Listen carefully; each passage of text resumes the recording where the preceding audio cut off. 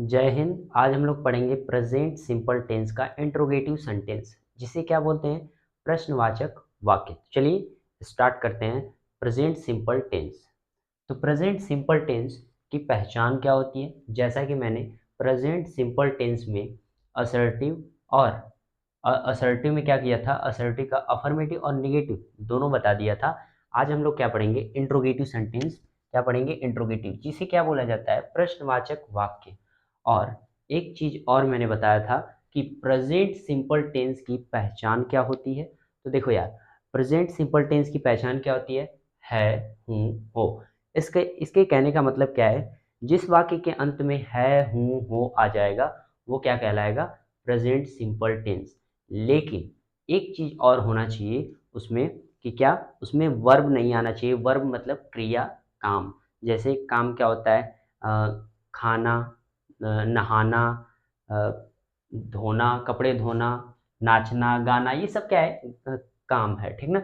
ये वर्ब नहीं आना चाहिए, क्या, क्रिया नहीं आनी चाहिए। किसी व्यक्ति की विशेषता उसमें बताई जाए तो वो सिंपल रहेगा। और वाक्य के अंत में क्या आएगा, है, हूँ, हो आएगा। जैसे मैं आपको क्या करूँगा, वाक्य जब ट्रांसलेट करवाऊँगा तो एकदम समझ में आ जाएगा। और देखो यार, प्रेजेंट सिंपल टेंस में जो हम दोनों सेंटेंस पढ़ते हैं, पहला होता है असर्टिव और दूसरा क्या होता है, इंट्रोगेटिव। तो इंट्रोगेटिव के दो भाग होते हैं, पहला होता है यस नो और दूसरा क्या होता है, डिटेल। क्या होता है, पहला यस नो और दूसरा क्या होता है, डिटेल।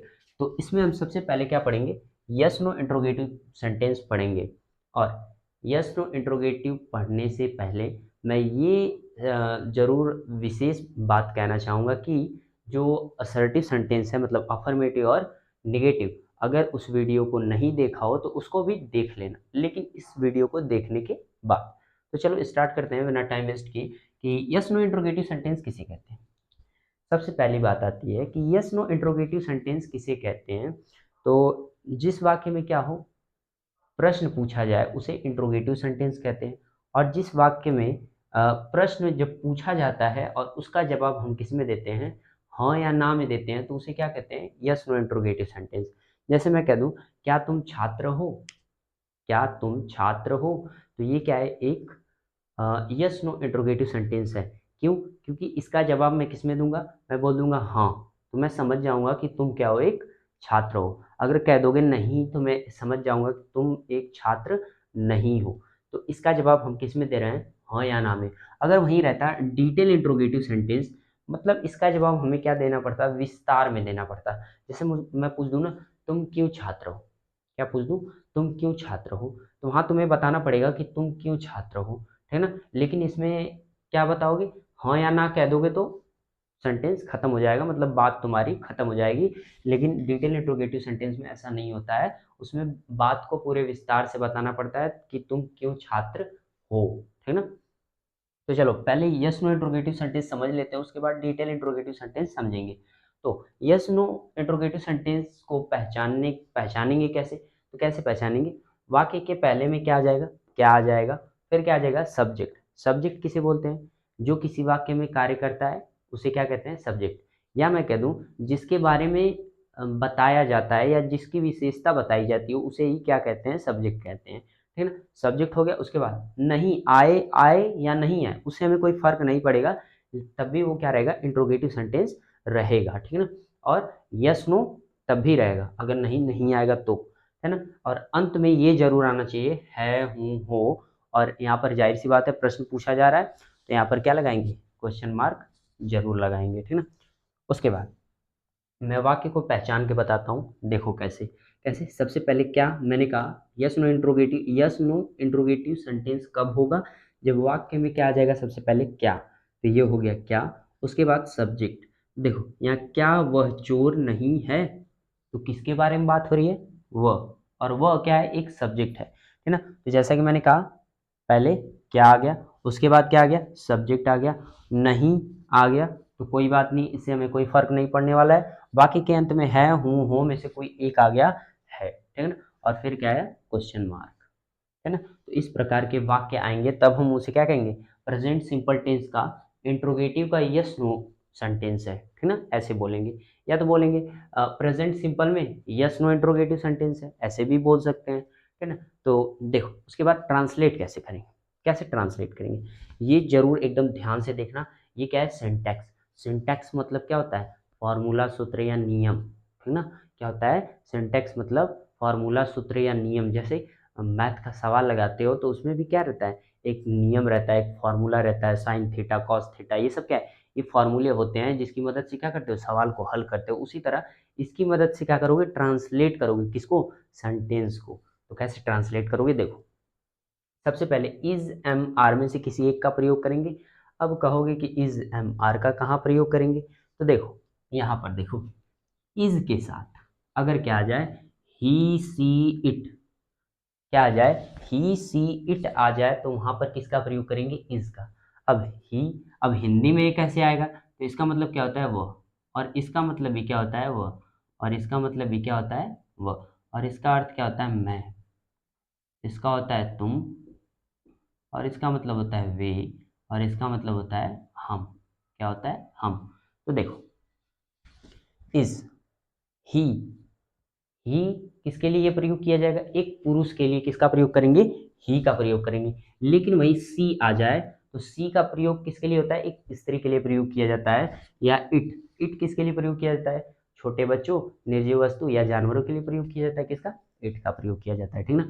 तो इज के साथ किसका प्रयोग करेंगे, ही सी इट, या कोई अकेला नाम आ जाए, जैसे मैं तुम्हारा नाम ले लूं, राहुल, रानी, है ना, ऐसे मैं नाम ले लूँ, तो वो सब क्या कहलाएंगे, एक अकेला नाम जब आ जाएगा, क्या, सिंगल, वो कहते हैं ना सिंगल, सिंगल पर्सन की बात हो तो वहां पर किसका प्रयोग करेंगे, इसका प्रयोग करेंगे, ठीक ना। तो देखो यहाँ पर क्या है, वाक्य में अगर वह आ जाएगा तब भी इसका प्रयोग करेंगे, और कोई अकेला नाम आ जाएगा तब भी किसका प्रयोग करेंगे, इसका प्रयोग करेंगे, ठीक ना। तो देखो इज एम आर में से किसी एक का प्रयोग करेंगे, और जब एम आएगा तो एम का प्रयोग कब करेंगे, जब मैं आ जाएगा, क्या आ जाएगा, मैं मैं, ठीक ना, मैं यानी मेरे से बाहुबली कोई है ही नहीं, ठीक ना।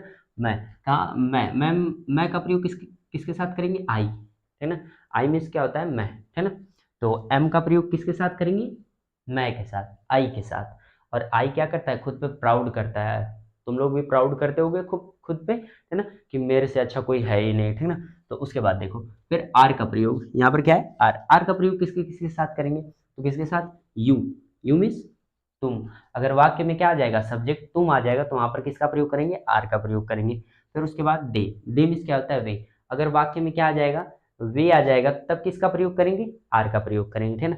अगर वाक्य में वी आ जाएगा तब किसका प्रयोग करेंगे, हम का प्रयोग करेंगे, ठीक ना। तो इस तरह ध्यान रखना कि क्या आर का प्रयोग कहाँ करेंगे, जब क्या हो, यू हो, दे हो, वी हो, या कोई दो नाम हो। दो नाम जैसे मैं कह दूं, अमन एंड रामू, है ना, राम एंड रोहन, ठीक ना, ये सब क्या है, दो नाम आ गए, ठीक ना। तो दो नाम जब भी आ जाते हैं तो क्या हो जाता है, वो प्लूरल सब्जेक्ट हो जाता है, तो उसके साथ किसका प्रयोग करते हैं, आर का प्रयोग करते हैं, ठीक ना। तो इन सब के साथ आर का प्रयोग करेंगे, और मैं के साथ एम का प्रयोग करेंगे, और इन सब के साथ किसका प्रयोग करेंगे, इस का प्रयोग करेंगे, ठीक ना। आई होप कि तुमको समझ में आ गया होगा। तो अब ट्रांसलेट करते हैं, ठीक ना। कैसे, इज एम आर में से किसी एक का प्रयोग करेंगे, फिर उसके बाद सब्जेक्ट रखेंगे, सब्जेक्ट मतलब जिसके बारे में बात होगी, है ना। फिर उसके बाद नॉन एक्शन, नॉन एक्शन क्या होता है, एक्शन। जैसे एक्शन जानते हो, हीरो जो ढिसुम ढिसुम मारता है सबको, ठीक ना, वो क्या है, वो सब एक्शन है, क्या है, एक्शन, ठीक ना।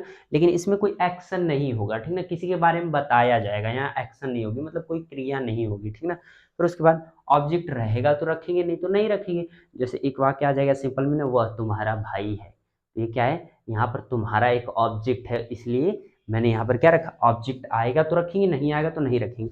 उसके बाद अदर में कुछ आएगा तो रखेंगे, नहीं आएगा तो नहीं रखेंगे। अंत में लेकिन क्वेश्चन मार्क जरूर लगाएंगे, क्यों, क्योंकि यहाँ क्या हो रहा है, प्रश्न पूछा जा रहा है, ठीक ना।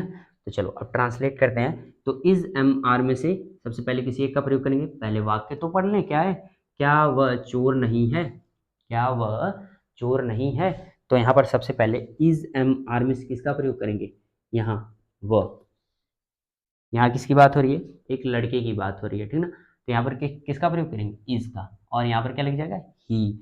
तो पहले सबसे पहले इज एम आर में से किसका प्रयोग होगा, हिज का, तो इज हो गया। उसके बाद सब्जेक्ट क्या है, वह का क्या हो गया, ही हो गया। उसके बाद यहाँ पर मैंने नॉट नहीं रखा है, लेकिन यहाँ पर क्या रहेगा, नॉट रहेगा, क्या रहेगा, नॉट, ठीक ना। यहाँ जरूर से लगा लेना क्या, नॉट। ठीक, ये दिखाई नहीं दे रहा होगा, मैं थोड़ा अच्छे से लिख देता हूँ इसे, है ना, मिटा करके पूरा। देखो, पहले सब्जेक्ट, फिर क्या रहेगा, नॉट, फिर चलो। तो देखो, पहले इज एम आर में से कोई एक हो गया इज, उसके बाद सब्जेक्ट हो गया ही, उसके बाद नहीं इसमें आया है तो लगा देंगे नॉट, ठीक ना। उसके बाद नॉन एक्शन, नॉन एक्शन मतलब विशेषता, क्या बताएंगे, विशेषता, कोई एक्शन ना हो, ठीक ना। तो वहाँ पे किसी की विशेषता बताई जाए तो क्या है, वह चोर है, चोर होना उसकी एक क्या विशेषता है, ठीक ना। तो क्या हो जाएगा, नॉन एक्शन, क्या, थिप, हो गया। उसके बाद ऑब्जेक्ट में कुछ नहीं है, अदर में कुछ नहीं है, नहीं लगाएंगे। यहाँ पर क्या है, क्वेश्चन मार्क, तो क्वेश्चन मार्क लगा देंगे। तो देखो मैंने यहाँ लगा दिया क्वेश्चन मार्क।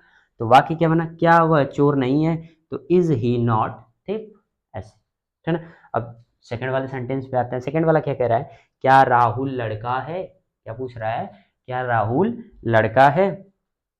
मुझे क्या पता, तो देखते हैं राहुल यहाँ पर लड़का है कि नहीं, है ना। तो कैसे ट्रांसलेट करेंगे, कैसे ट्रांसलेट करें, देखो वाक्य पहले पहचानो, क्या आ गया, सब्जेक्ट आ गया राहुल, नहीं, नहीं है उससे कोई मतलब नहीं है, अंत में है हूँ में से कोई एक आ गया है, और फिर क्या आ गया, क्वेश्चन मार्क, है ना। तो देखो ट्रांसलेट कैसे करेंगे, सबसे पहले इज एम आर में से किसका प्रयोग करेंगे, राहुल एक अकेला नाम है, तो इसके साथ क्या हो जाएगा, इज, है ना। इज हो गया, उसके बाद सब्जेक्ट क्या है, राहुल, तो राहुल रख दिया। नॉट, नहीं है तो नहीं लगाएंगे। नॉन एक्शन क्या है, लड़का, ये क्या है, नॉन एक्शन क्या है, एक कोई एक्शन नहीं हो रहा है, उसकी एक विशेषता है कि वो लड़का है, ठीक ना, लड़का होना, ठीक ना। तो क्या हो जाएगा, बॉय। तो क्या बना, क्या राहुल लड़का है, इज राहुल बॉय, है ना। और अंत में क्या लगाएंगे, क्वेश्चन मार्क, तो ये हो गया क्वेश्चन मार्क। अब थर्ड वाले पे आते हैं, इसको कैसे ट्रांसलेट करोगे, क्या हम चालाक हैं, तो कैसे बनाएंगे, सबसे पहले यहाँ हम के साथ किसका प्रयोग करेंगे, देखो यहाँ हम है ना, तो हम के साथ किसका प्रयोग करेंगे, आर का, क्या हो जाएगा, आर। फिर उसके बाद सब्जेक्ट, सब्जेक्ट क्या है, हम का वी, फिर नॉट है, नहीं है, नॉन एक्शन क्या है, चालाक, चालाक का क्लेवर, और ऑब्जेक्ट में भी कुछ नहीं है, अदर में भी कुछ नहीं है, और लास्ट में क्या लगाएंगे, क्वेश्चन मार्क, है ना। ये हो गया हमारा वाक्य। तो क्या बना, क्या हम चालाक है, आर वी क्लेवर, ठीक, ऐसे बोल सकते हो, आर वी क्लेवर, है ना। फिर क्या मैं अच्छा लड़का हूं, तो कैसे बनाएंगे, सबसे पहले इज एम आर में किसका प्रयोग करेंगे, मैं के साथ, यहाँ देखो, मैं के साथ किसका प्रयोग करेंगे, एम का, किसका, एम का, तो हो जाएगा एम। फिर सब्जेक्ट क्या है, मैं, आई, फिर नॉट है, नहीं है, नॉन एक्शन क्या है, अच्छा लड़का, है ना, क्या बनेगा, गुड, लड़का का, बॉय, अंत में क्वेश्चन मार्क, अदर में कुछ नहीं है, ऑब्जेक्ट में भी कुछ नहीं है, अदर में भी कुछ नहीं है, तो नहीं लगाएंगे, अंत में क्वेश्चन मार्क, तो ये हो गया क्वेश्चन मार्क, ठीक ना। ये अच्छे से मैं क्वेश्चन मार्क बनाता हूँ, ठीक ना। तो क्या बना, क्या मैं अच्छा लड़का हूँ, एम आई गुड बॉय, है ना। तो ऐसे ही क्या करोगे, वाक्य को ट्रांसलेट करोगे, ठीक ना। मिलते हैं नेक्स्ट वीडियो में, इसी के साथ जय हिंद।